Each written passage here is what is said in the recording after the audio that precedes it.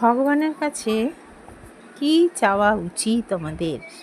আমরা তো ভগবানের কাছে অনেক কিছু চাই, কিন্তু আমাদের কি চাওয়া উচিত সেটাই আমরা শুনবো একটি গল্পের মাধ্যমে, যে আমরা কত ভুল চাওয়া ভগবানের কাছে চেয়ে ফেলি।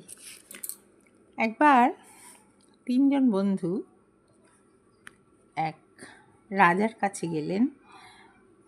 রাজা খুব দয়ালু রাজা ছিলেন।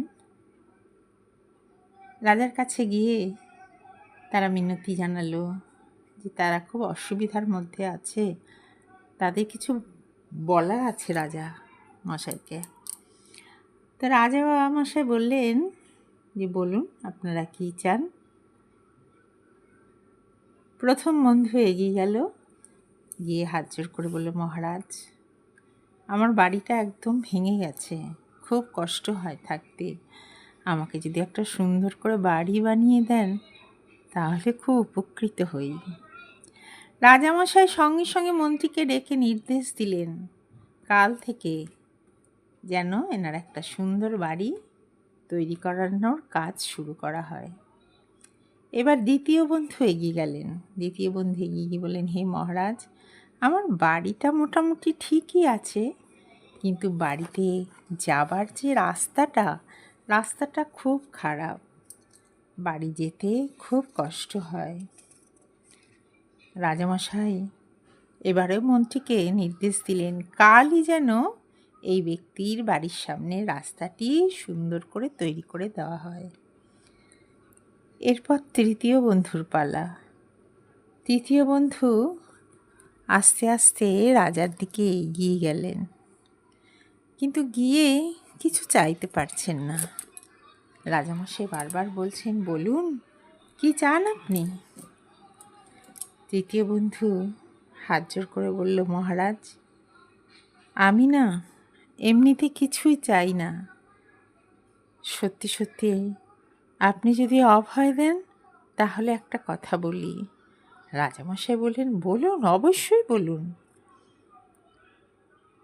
তৃতীয় বন্ধু জানালো, রাজামশাই যদি সত্যি কিছু দিতে চান তাহলে আমার নিবেদন, আপনি একদিন আমার বাড়িতে আসুন, সারাদিন আপনি আমার বাড়িতে থাকুন, আমার আতিথেয়তা গ্রহণ করুন, তাহলেই আমি খুশি। রাজামশাই রাজি হলেন। গল্পের আসল চমক যে রাজামশাই প্রথম জনকে বাড়ি করে দিলেন, দ্বিতীয় জনকে রাস্তা করে দিলেন, কিন্তু তৃতীয় বন্ধু কিছু না চেয়ে রাজাকে আমন্ত্রণ করলেন। এখানেই গল্পের চমকটা। শিক্ষণীয় দিকটা হচ্ছে এই, আমাদের অবস্থা ওই প্রথম আর দ্বিতীয় বন্ধুর মতন। আমরা ভগবানের কাছে বা মন্দিরে গিয়ে এটাই করি, হে প্রভু আমার বাড়ি দাও, গাড়ি দাও, টাকা দাও, চাকরি দাও, ছেলের ভালো চাকরি দাও, মেয়ের ভালো বিয়ে দাও, ব্যবসায় উন্নতি করো, বাড়িটা একতলা আছে দোতলা করে দাও, পায়ের ব্যথাটা সারিয়ে দাও। নানা রকমের আমাদের চাওয়া, ভগবানের সঙ্গে আমাদের লেনদেনের সম্পর্ক। কিন্তু ভগবানের কাছে আসলে কি চাওয়া উচিত সেটা আমাদের শিখতে হবে তৃতীয় বন্ধুর থেকে। তৃতীয় বন্ধুটি রাজামশাইকে আমন্ত্রণ জানিয়েছিলেন। তো রাজামশাই যখন কারোর বাড়িতে যাবেন তখন তার বাড়িটা খারাপ থাকলেও সেটা কি আর খারাপ থাকবে? রাজামশাই যার বাড়িতে যাবেন তার বাড়িতে যাওয়ার রাস্তাটা যদি খারাপ থাকেও সে রাস্তাটা কি আর রাজামশাই যাবার পর খারাপ থাকবে? তাহলে রাজামশাইয়ের কাছে অন্য কিছু না চেয়ে রাজামশাইকেই যে চাইল, তার বাড়ি, তার ঘর, তার রাস্তা, তার সব কিছু রাজামশাই দেখার পর নিজেই সব কিছু বদলে দিলেন। তো সেজন্য আমরা কি করি, এই রাজামশাইকে ভাবতে হবে আমাদের ভগবান। আমরাও ঠিক এই ভুলটাই করি, ভগবানের কাছে গিয়ে ভগবানকে নাচে, তার দেওয়া এই প্রাকৃত জিনিস, মানে বিনাশশীল জিনিস, সেইগুলি আমরা চাই। একবারও ভেবে দেখি না যে যাকে পেলে সব পাওয়া হয়ে যাবে, তাকে কেন আমরা চাই না? ভগবানকে যদি আমি পাই, তবে কি আর আমার বাড়ি চাইতে হবে, আমার গাড়ি চাইতে হবে, আমার টাকা চাইতে হবে? কিন্তু আমাদের মনে সেই ধারণা বা ভাবনাই আসে না যে যাকে পেলে আমার আর কিচ্ছু চাইবার থাকবে না, যাকে পেলে আমার সব পাওয়া হয়ে যাবে, তাকে আমরা কখনো চাই না। আমরা অপার্থিব জিনিস, বিনাশশীল জিনিস, সেগুলোই ভগবানের কাছে বারবার চেয়ে থাকি, কিন্তু ভগবানকে চাই না। কখনো ভগবানকে খুশি করার চেষ্টাই করি না। কি করে খালি নিজে খুশি হতে পারবো কি পেলে, সে কথাই ভাবি।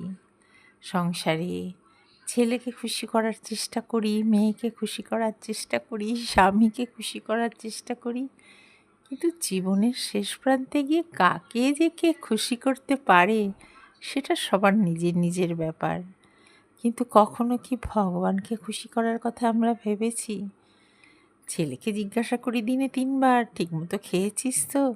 মেয়েকে করি, স্বামীকে করি, আত্মীয় স্বজন পরিবারের লোকদেরকে করি, কিন্তু তার মূল্য কেউ দেয় না। কিন্তু ভগবানকে কি দিনে একবারও বলেছি, প্রভু তুমি কেমন আছো? তুমি ভালো আছো তো? বলো প্রভু, তুমি কি খাবে? তোমার জন্য কি আনবো? ভগবানকে, অনেকে বলেন ভগবান কি আর খান? ভগবান কিন্তু সব খান। যার হৃদয় আছে, মন আছে, সেই অনুভব আছে, সে সেটা বুঝতে পারে। এই যে কিছুদিন আগেই আমাদের খুব গরম গেল, তা আমরা তো নিজেরা সবসময় কত রকমের জল পানীয় খাচ্ছি, যেখানে যাচ্ছি জলের বোতল নিয়ে আসছি, কিন্তু আমাদের কজনের মনে এই ভাবনা এসেছে যে গোপাল তো সারা রাত শুয়ে থাকে, তারও তো জল তেষ্টা পায়। এত গরমে গোপাল সারাদিন বসে থাকে, ওরও তো জল তেষ্টা পায়। কেউ কি মনে করে ওর সামনে, ওর পাশে 1 বোতল জল আমরা দিয়েছি? যদি দিয়ে থাকি, যারা দিয়েছে তারা নিশ্চয়ই দেখেছে, নিশ্চয়ই বুঝেছে সেই বোতলের জল কিন্তু কমে থাকে, অনেকটা কমে থাকে। অর্থাৎ ভগবান যে খান না, ভগবান যে আমাদের দান গ্রহণ করেন না, তা একেবারেই ঠিক নয়। সেই অনুভব আর উপলব্ধি দিয়ে বুঝলে ঠিক বোঝা যায় ভগবান আমাদের দেওয়া জিনিস অবশ্যই গ্রহণ করেন।